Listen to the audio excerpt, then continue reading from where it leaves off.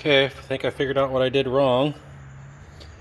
This ground on the battery was not grounded to the chassis. So I took this ground wire and I touched it here, and guess what happened?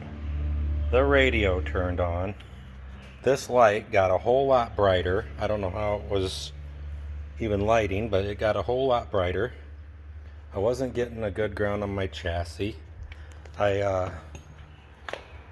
was over here testing because I figured out the exciter wire needs 12 volts, right? And that this is where that 12 volts come from. So I was like, okay, if it's not getting voltage, because it gets voltage and then it doesn't get voltage and then it gets voltage, it charges and then it doesn't charge.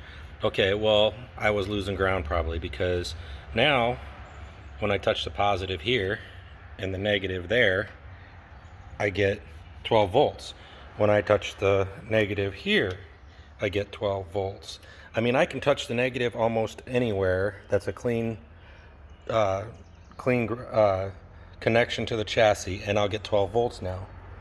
And so I can't start this because I pulled the transmission and I sent it to get fixed because I'm just tired of messing with it.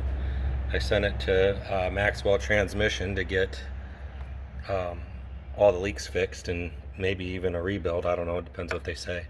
But I think I'm gonna get voltage now.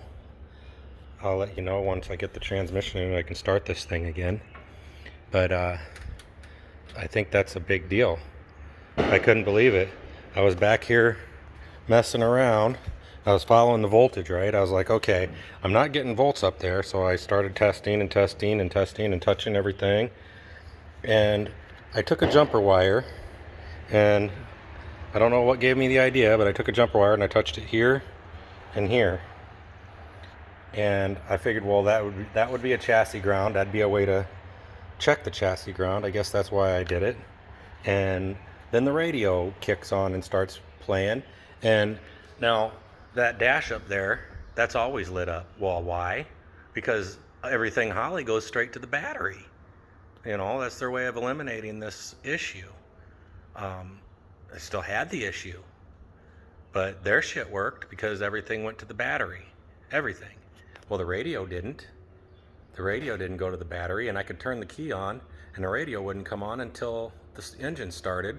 So it was obviously getting its voltage from the alternator, but the alternator was only kicking out like 12.9 volts. I'll bet you that sucker kicks out 14 now. We'll find out. We'll find out soon enough.